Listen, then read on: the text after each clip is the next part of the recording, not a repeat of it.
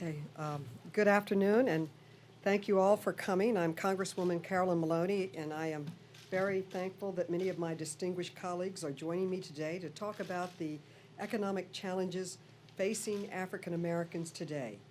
The Congressional Black Caucus Chair, G.K. Butterfield, is with us, as well as the Judiciary Committee Ranking Member, John Conyers, Assistant Minority Leader, Jim Clyburn, Financial Services Committee Ranking Member Maxine Waters, Congresswoman Barbara Lee, and Joint Economic Committee members Alma Adams, John Delaney, and Don Bauer.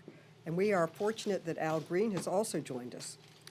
Over the past 5 years, thanks to the policies of the Obama administration, our economic recovery from the Great Recession of 2008 has steadily improved. In fact, we're now in the 61st consecutive month of private sector job gains, the longest streak of gains ever. But not everyone is benefiting from these gains. Today, the Joint Economic Committee Democrats are releasing a report that exposes the startling economic inequities between black and white in this country. In many of the most important measures of economic well-being, employment, income, net worth, and education, African Americans are lagging far behind. Here are some facts.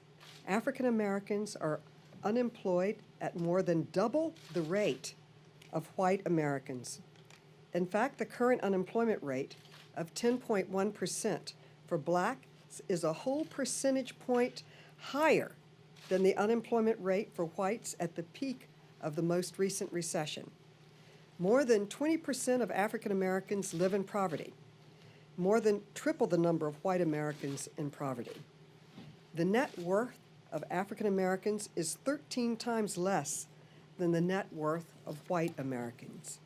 These statistics are deeply troubling in and of themselves, but they're even more devastating when you consider the effects, short and long term, on women, children, and their families. Poverty is not a temporary condition for all too many African Americans. Unemployment has widespread ripple effects. A higher unemployment rate, especially for young African Americans, continues to a wider earnings gap once they return to the workforce. The earnings gap in turn leads to greater disparity in accumulated wealth, and that leads to greater probability that African Americans will live in poverty.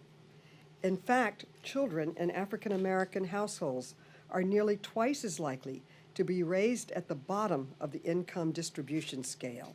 That is, in families earning under $21,000 as children in white households. Let's pause and consider that for a moment, because it's really quite startling. That's a statistic we cannot ignore. So what do we do? First and foremost, Congress must pass an increase in the minimum wage. Since the early 1980s, the minimum wage has not been high enough to keep 2- and 3-member families above the poverty line, and the average minimum wage worker earns approximately half of his or her family's total income.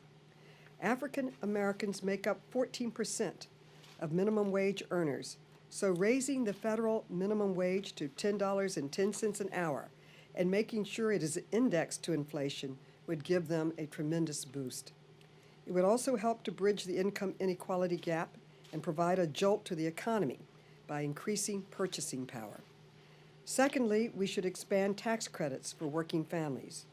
In 2013, the Earned Income Tax Credit lifted 6.2 million Americans out of poverty.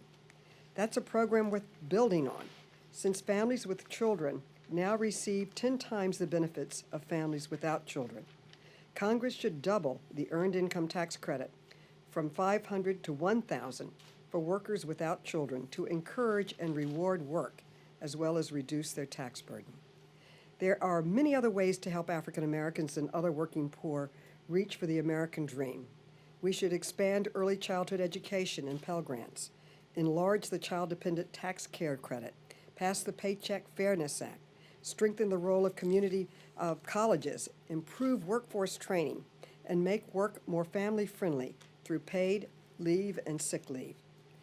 As the overall economy continues to grow, it is incumbent upon us to do everything we can to make sure the incremental economic successes we have seen over the last few years benefit everyone, especially those at the lower end of the income level. When African American families succeed, we all succeed. Thank you, and I now turn to Chairman Butterfield. Thank you.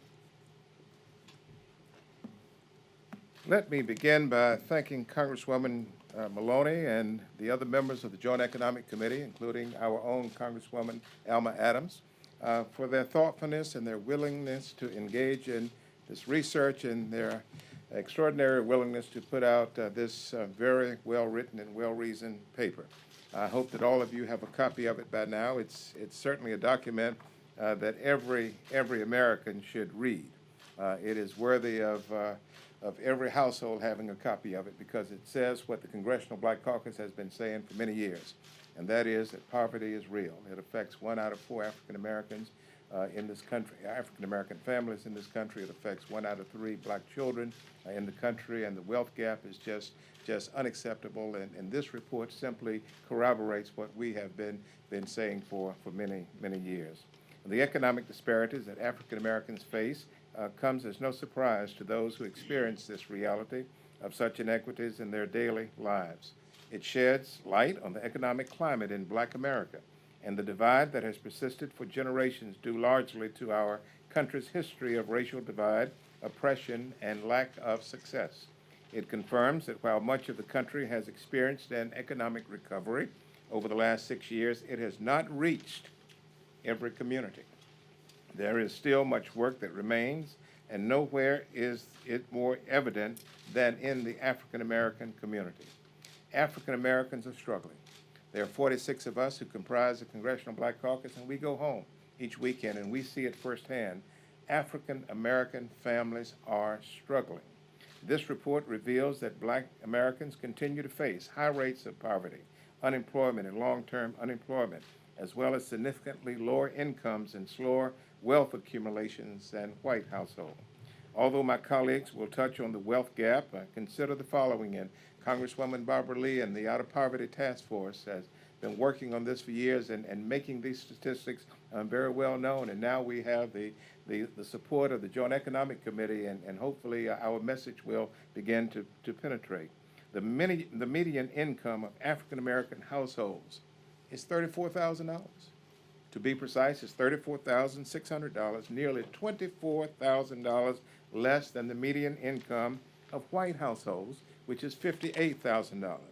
The median net worth of white households is 13 times the level for Black households. Black Americans are almost 3 times more likely to live in poverty than white Americans. At 10.1%, the current unemployment rate for Black Americans is double for that of white Americans, and this has persisted now for more than 50 years. Black Americans currently face an unemployment rate higher than the national unemployment rate reached during the peak of the recession. The statistics tell the story. These numbers are staggering, troubling, and highly problematic. It's time for a renewed focus on African Americans and a need for real solutions on issues that have persistently plagued our communities now for generations. America is not working for many African Americans. That's sad, but it's true. America is not working for many African Americans, and we as members of Congress have an obligation to fight harder, to fight smarter, to help repair the damage. We must work thoughtfully and collaboratively to rectify these persistent inequities. The Joint Economic Committee report brings a renewed focus on what we must do to ensure all Americans have a fair shot and an opportunity to achieve the American dream. Again, thank all of you for coming today. I thank my CBC colleagues, Stacey Plaskett from the Virgin Islands, Congresswoman Stacey Plaskett, Congresswoman Alma Adams from North Carolina, Congresswoman Barbara Lee from the state of California, you'll be last, Congressman Al Green from Texas, and Congressman James Clyburn from South Carolina, Congresswoman Maxine Waters from California, and not only the founder of the Congressional Black Caucus, one of the founders, but the Dean of the House of Representatives, the Honorable John Conyers. Thank you very much. Thank you very much to Ms. Maloney and to our chairman, Butterfield, and to all of the members standing behind me. The question of full employment is the largest one, even though I'm on the Judiciary Committee, constitutional issues, and many other things. But full employment is something that I would like to approach from this point of view. Barack Obama's legacy would be greatly enhanced if he were to embrace a full employment policy in his something like 2 years remaining.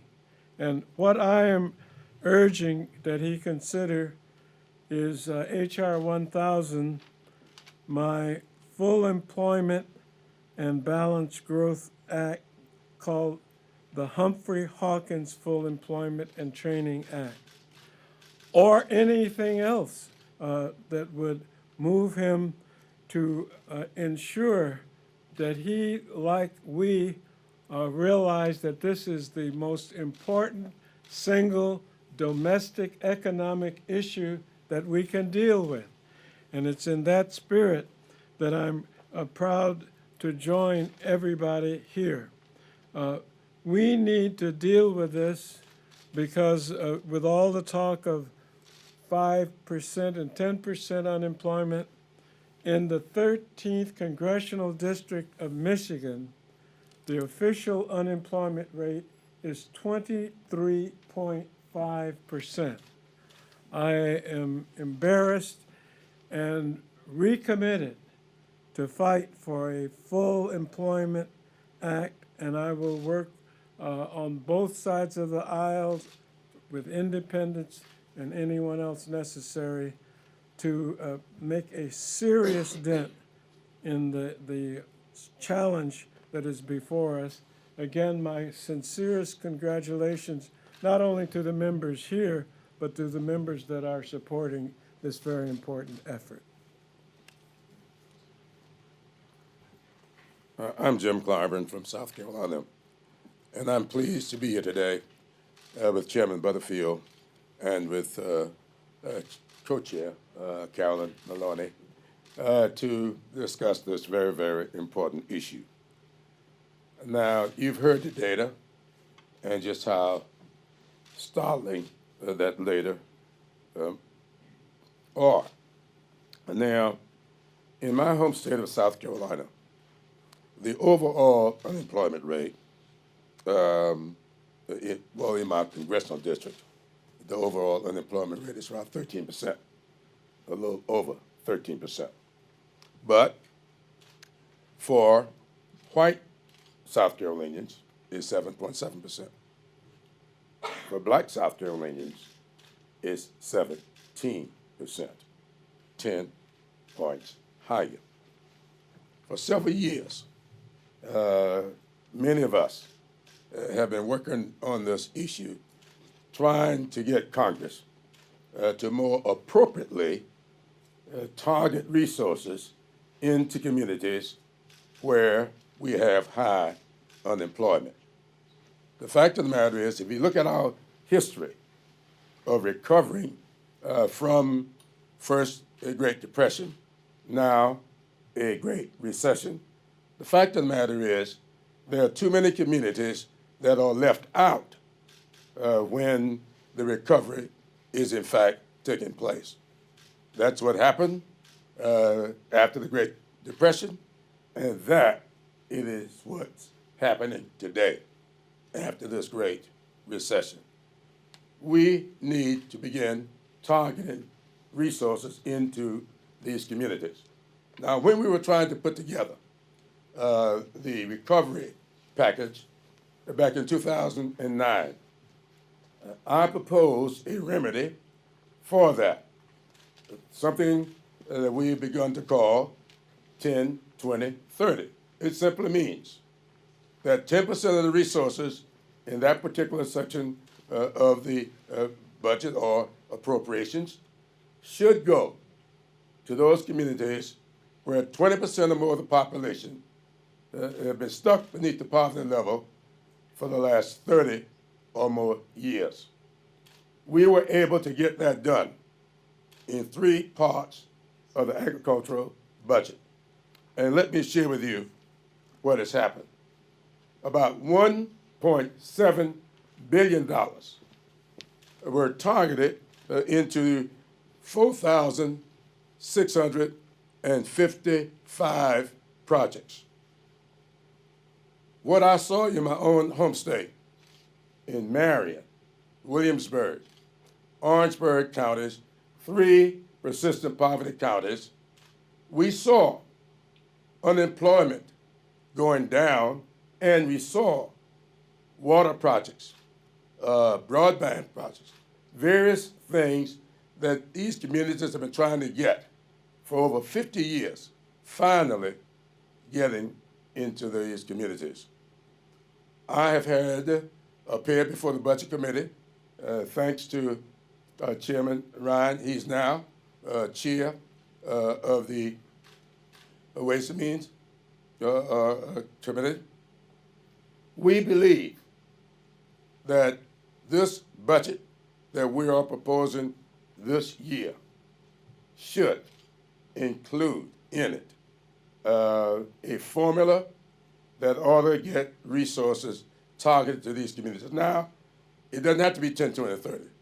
You can look at what Secretary Vilsack has done over at the Department of Agriculture. He has come up with a formula that directs 15% through his strike force plan. We need to spread this effort throughout the entire budget in every category. That is what I believe is necessary in order to see our communities start coming back from this great recession. And with that, I'll yield to the next in line, who I think maybe Chair Lady Waters. Thank you very much. First, allow me to thank Chairman Butterfield for his leadership. I'd also like to thank Representative Maloney and the rest of the Joint Economic Committee Democrats for putting together this report and shedding some additional light on what I see as a national economic crisis in this country. And while we're focusing on the African American community today, I must say it is an issue that I know affects Hispanics and other communities of color. We keep hearing that America is recovering from the Great Recession, that profits are at an all-time high and unemployment is falling. But as we on the CBC have been saying, and as the Joint Economic Committee's report has confirmed, the truth is these things are not happening in the African American community. In the African American community, we're still struggling. In the African American community, we're still unemployed. And in the African American community, we're still fighting for equal economic opportunity and economic justice. The Joint Committee report tells the story. According to the report, African Americans have 13 times less wealth than white households. African American households make $24,000 less than the average white household. And most sadly, research suggests that more than half of black children raised in the bottom 20% will remain there as adults. These numbers are astonishing. What is more alarming are the factors that have caused them. These numbers are not accidental. The racial wealth gap is not simply the byproduct of globalization, changing technology, or a small subset of elite executives suddenly being harder workers than the people they manage. The truth is, this record level of inequality stems from years of lawmakers implementing economic policies that benefit some at the expense of others. When these decisions take effect, they have real consequences. Wealthy households have seemingly exclusive access to more money and opportunity, and as a result, their wealth continues to grow. Conversely, African American families continue to struggle to find the resources to pay the mortgage, send their children to college, save for retirement, or simply pay for their next meal. And unfortunately, the most recent economic crisis made everything worse. When the recession hit and the housing market collapsed, so too did the wealth in our community. Again, We can look to the report for the statistics. In 2007, black borrowers were 3 times as likely to have a subprime mortgage than white borrowers, and 1 in 10 African American homeowners who took out mortgages at the height of the housing boom eventually lost their homes to foreclosure. In some, during the recession, African Americans lost over half of the wealth in our community. African Americans also faced unemployment at an unimaginable rate. During the crisis at its peak, 1 out of 6 African Americans were unemployed, and today still more than 1 out of every 10 African Americans remain unemployed. This too is not accidental or incidental. The U.S. government is the country's largest employer, but African Americans have traditionally been excluded from government positions and certainly government contracts. Then it is no wonder that the unemployment rate is higher in the African American community. This is an area where the government can and must step in. We have to start doing something about this, because if we don't, these numbers are only going to get worse. That is why earlier in this Congress, I introduced the Wealth Gap Resolution, which is co-sponsored by over 50 of my colleagues, many of whom are CBC members. The resolution highlights the fact that there is a wealth gap and a racial wealth gap in this country, and that it is the responsibility of Congress to address it. This is a national problem. Only when lawmakers began to acknowledge it can we begin to work on a solution. I want to thank you again to the Joint Economic Committee, Ms. Maloney, and all of the members of that committee for doing this report and giving us this wake-up call and forcing us to have to focus on these issues. Going forward, all members of Congress must start to implement policies that eliminate this racial wealth gap, and we must begin the work of rebuilding wealth within the African American community and all of our communities of color. Thank you so very much. Ms. Barbara Lee? Thank you very much. First, let me thank Chairman Butterfield for just organizing this press conference with Congresswoman Maloney, but also to our chair, Mr. Butterfield, just to say your leadership is so critical in this fight to address income inequality and to end poverty and to provide opportunity for all. Also to Congresswoman Carolyn Malone, let me just thank you for this Joint Economic Committee report, your leadership. This is a bold report. And too often, that's right, too often members do not want to talk about issues that are highly, possibly controversial, such as race. But you've taken this on and you continue to do this. So I want to thank you and the membership of your committee for this, and for all of the members here who, once again, very courageous, stepping out to talk about a problem where people may or may not know the facts, but once again, anyone who reads this report and the findings of this report will have no doubt that our economic recovery is not working for everyone, especially for African Americans. Now, during a speech at Stanford University on April 14th, 1967, Dr. King, now this is 1967, Dr. King said that there are 2 Americas. One America is overflowing with the milk of prosperity and the honey of opportunity. Tragically and unfortunately, he said there is another America. The other America has a daily ugliness about it that constantly transforms the ebulliency of hope into the fatigue of despair. Now, this report paints a very bleak picture of those 2 Americas that still exist nearly 5 decades later. But we're not going to fall into this fatigue of despair, because all of these members here and others have a plan, and we know what to do to begin to close these gaps that, of course, have a racial dimension. Race, unfortunately, is still a factor in America, and this report highlights the systemic and the institutional and policy changes that are necessary. It finds that, and you had heard all of the statistics, so I won't go through it all, but just one I want to highlight, and that's children. Children in African-American households are nearly twice as likely to be raised in the bottom 20% of income distribution as children in white households. These children are our future. Higher rates of joblessness, poverty, and slower wealth accumulation for African Americans has contributed to deteriorating economic security for the African American community, but also for the entire country. These findings demand action. I'm proud to co-chair the CBC Task Force on Poverty and the Economy, as well as chair of the WIPS Task Force on Poverty, Income Inequality, and Opportunity.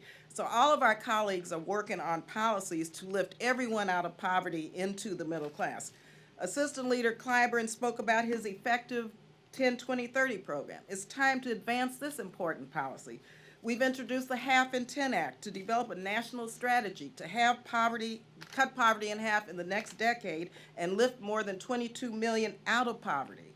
As outlined in our CBC budget, we need to make robust investments in education, infrastructure, and affordable housing. We need to strengthen the social safety net rather than cut it. This is 50 years after the War on Poverty's programs, which instituted, for example, the Higher Ed Act, food stamps, the Department of Housing and Urban Development. We have to invest in proven anti-poverty programs such as the Earned Income Tax Credit, the Supplemental Nutrition Assistance Program, raise the minimum wage. We've got to keep fighting, though, for a living wage so that the millions of African Americans who work full-time yet are still struggling to get by on paychecks that keep them living in poverty. This is a shame and disgrace. Our colleague, Congressman Al Green, has H.R. 122, the Original Living Wage Act. Congressman Conyers mentioned his bill, H.R. 1000. Congresswoman Waters has her resolution and many other initiatives that really will provide the pathway to close these gaps that we see in this report. Finally, it's time for Congress to renew unemployment insurance. We forget that there's still people struggling to find work. We need to invest in workforce training programs because many African Americans, and you can see in the tech industry, really have been shut out of the jobs of the future. So we need workforce training. We need to set people up for success. This report shows that too many African Americans, especially our young people just starting their careers, continue to face barriers in employment. So it's not just about working families, but it's about those working hard to find a job. And African Americans definitely are working hard to try to find a job.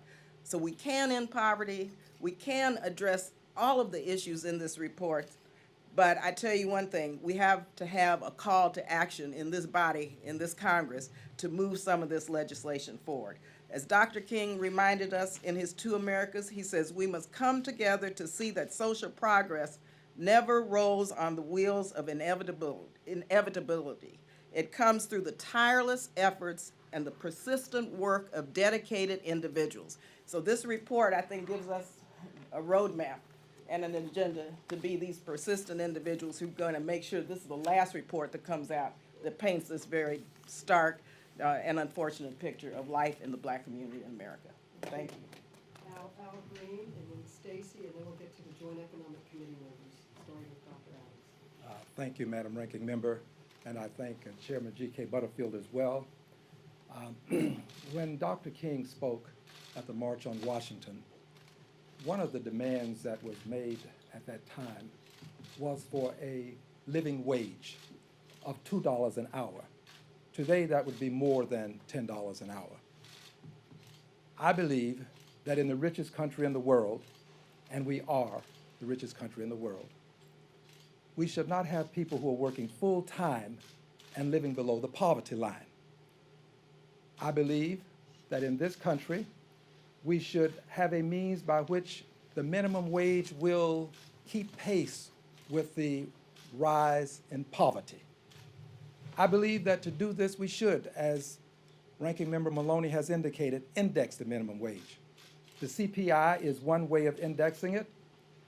I have, and Congresswoman Lee has mentioned, we have a bill, the Law Act, the Original Living American Wage Act, the Law Act.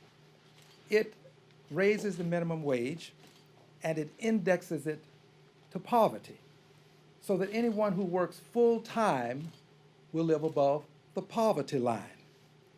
Poverty seems to be a part of the acid test for ascertaining where you are in this country economically. Why not index the minimum wage to poverty so that people who work full-time will live above the poverty line? And finally, in this country, we seem to measure our self-worth, unfortunately, and too often, by our net worth. We seem to equate the amount of assets with success. Unfortunately. But it does make a difference in how people perceive themselves. It is time for us to give every person an equal opportunity to succeed in the richest country in the world. And I will close with my colleagues and say to all of you, I greatly appreciate what you're doing. And Ruth Smeltzer was right. Some measure their lives by days and years, others by heartthrobs, passions, and tears. But the surest measure under God's sun is what for others in your lifetime have you done. Thank you for what you're doing to help others in your lifetimes. Thank you. Stacy? Good afternoon. I didn't have any prepared remarks, but I wanted to thank the efforts, of course, of the Congressional Black Caucus and the Joint Economic Committee that have put out this report. I live in a district in the Virgin Islands where over 30% of the children of the Virgin Islands live in poverty. And it is not lost on any of us that the majority of Virgin Islanders are people of color. Most of the territories have this same inequities in terms of economic growth and development. On the island in which I live, the island of St. Croix, we have an 18% unemployment rate. Where on St. Thomas, it's much lower, which drives our unemployment to approximately 15% at some times. The economic recession of the United States was the economic depression of many of these communities, not just the Virgin Islands, but many of those communities which were already in poverty. And it's time that this administration, as well as this Congress, do something to fix those inequities. This is going to persist until we all take those people who cannot speak for themselves and be their voices for them. I thank you so much, Representative Maloney, and your fellow colleagues on the committee, as well as the Congressional Black Caucus, for giving voice to those Americans who cannot speak for themselves, to bring these inequities to justice. Thank you. Thank you. This was a very troubling and startling report, and I want to thank the members of the Joint Economic Committee, the Democratic members, for their hard work on it. We're going to begin with Dr. Adams from the great state of North Carolina, followed by Congressman Delaney and Congressman Byers. Thank you, Congresswoman Deloney and Congressman Butterfield. I thank you as well. I'm Alma Adams, and I represent the 12th Congressional District in North Carolina. As a member of both the Congressional Black Caucus and the Joint Economic Committee, I'm pleased that the committee has published this report on economic challenges within the black community. Far too long, blacks have struggled to gain economic equality, housing equality, and education equality. No longer can we stand by and let economic disparity in these areas continue to leave our communities of color behind. And so I'm glad that we are addressing this issue today.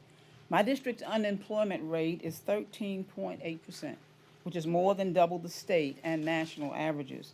And for the African Americans in my district, the unemployment rate is more than 3 times the national and state averages at more than 18%. This report dives deep into the issue of unemployment in the African American community, and it addresses the underlying factors that aid the economic divide in this community, in this country, for communities of color. This report shows that at the peak of the recession in 2010, nearly 17% of blacks were unemployed. Additionally, 1 in 10 black homeowners who took out mortgages equally lost their homes to foreclosure. The report also addresses issues like incarceration, education, poverty, and how they also correlate to economic disparities in communities of color. This report found that black men were over 6 times as likely as white men to be incarcerated, which leads to difficulty in integrating back into the workforce. In education, 21% of the blacks between 25 to 29 have completed at least 4 years of college, compared to 41% of whites, which also aids in widening the economic gap. These are hardcore facts that are too difficult to ignore. So I look forward to working with my colleagues in Congress to foster creative solutions to address these profound problems. Thank you. Good afternoon. I'm John Delaney from Maryland, and I want to thank Ranking Member Maloney and Chairman Butterfield for preparing this incredibly important report. And my colleagues have done a great job talking about the tragic results that have come out of this report and how we should all be very disturbed and upset by them. But to my mind, the people who should be most disturbed and most troubled by these results are the people in this country who have had opportunities and have been able to turn those opportunities into a life where they've been able to lift themselves up. And in that category is every single member of Congress. Because we understand better than anyone that in a nation where there is equality of opportunity, that will be the kind of nation that we want to live in. That will be the kind of nation where we have a rising standard of living for our entire population. So I think about my own life. I grew up in a family without a lot of advantages. My parents didn't go to college. My dad was a construction worker. But because I received a helping hand from my government and from so many other people who allowed me to get a good education, I was able to have a successful business career and then serve here in Congress. But it's really hard for me to read this report and think about my own life and the opportunities I have and feel completely good about them. Because when I read this report, what I see is that someone like me, who's grown up in a family where their parents aren't educated, right, and they don't have a lot of resources, you know, if they're in an African-American family, they won't have the same shots I had. And that's really disturbing. And those of us who have had these kind of opportunities, it is so incumbent upon us, and it is our moral obligation to step forward and make sure people understand that this is wrong and that it has to be fixed. And there's a whole bunch of things we can do. And my colleagues have talked about a whole portfolio of ideas and policies that will make a difference. And I think my Congressman Jim Clyburn maybe said it best when he said we have to invest in these communities, because that's the simplest and most direct thing we can do. We can invest and we can rebuild these communities. We can improve the standard of living of the people who live in them. We can improve the opportunities for the kids in those communities, and we can put people to work. And so, like Congresswoman Lee said, there will be a day, hopefully, pray to God, that we're all standing here, and a new report comes out, authored by the Congressional Black Caucus and the Joint Economic Committee, and the results are different. And all of us have to commit ourselves to make sure that day happens in our lifetime. Thank you. Good afternoon. I too would like to thank Ranking Member Maloney for your initiative to get this kicked off. And Chairman Butterfield, my first opportunity to speak with the CBC, and I hope it's not the last. The Civil War ended 150 years ago this month. Emancipation followed by the 13th, 14th, and 15th Amendments. 1965, the Civil Rights Act. 1968, the Voting Rights Act. The nation's first black president. You might think all was fine, that we had transcended our history of ugly racism. Yet today, you've seen the statistics. Net worth of white families 13 times that of black ones. Black families 3 times more likely to live in poverty. And more than half of all African American children in single mother households, 47% of those in poverty. We clearly have much more work to do. In our commitment to a new American economy, to inclusive prosperity that lifts up all Americans, let us be ever mindful of the decisions we make that can change the economic condition of black citizens for generations to come. Some will complain that this is about culture, but culture derives naturally and directly from the budgets, laws, regulations, and history that we make. Black children don't live in single-parent households because they choose to. African American college graduates don't make less money than their white peers because they choose to. It's our job here in Congress to evolve rules in our country in ways that everyone has an equal chance for robust prosperity. Thank you. Thank you for all you do. I want to thank all of my colleagues, particularly Chairman Butterfield, who was my co-chair in this report. And it's very difficult to look at these statistics. It's an extremely disturbing report. And you noticed most of my colleagues talked about solutions, legislation they're working on, initiatives that would help equalize the opportunity gap in our country. And I'll ask Chairman Butterfield to join me, and we'll take some questions if there are any questions. Yes. So you have obviously a president in office who came in sort of saying that he believed the rising tide lifts all boats when it came to specific help for African Americans. He's also shown sort of a not caring about HBCUs. What I'm wondering, Chairman Butterfield, is have you seen any sign that this administration really cares about these issues specifically? I mean, they cut some of Pell, for example. Somebody mentioned Pell grants. I think they're just sort of are you hearing anything from the administration that would indicate they care about these issues? Well, first of all, you need to know that we talk daily with the White House, and certainly the West Wing is aware of the CBC agenda. We are not completely satisfied with the progress that we are making with HBCUs. We know the statistics. We hear from college presidents and chancellors every day about the challenges that they are facing with declining enrollment and all of the other challenges that they are facing.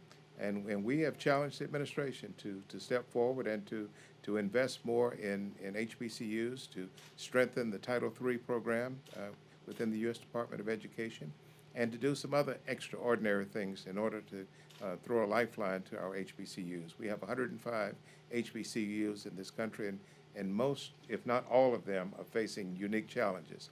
They are serving a very valuable and vital use in educating African American students, and we're going to continue to encourage the administration to do more. We've met with the president, we've met with Secretary Duncan on several occasions about this.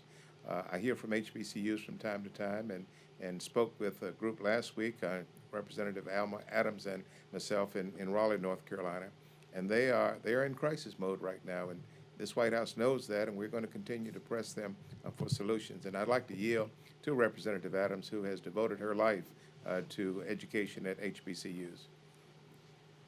Thank you very much, Chairman Butterfield. I can't add much more but to say that I've had direct experience having served on the campus for 40 years, having been educated at an HBCU twice, that I know the struggles that young people have. And I think that together in this Congress, we can work to solve some of the issues that they're facing because the students who attend these schools have some unique situations, and oftentimes they are not considered in terms of being first-generation college students.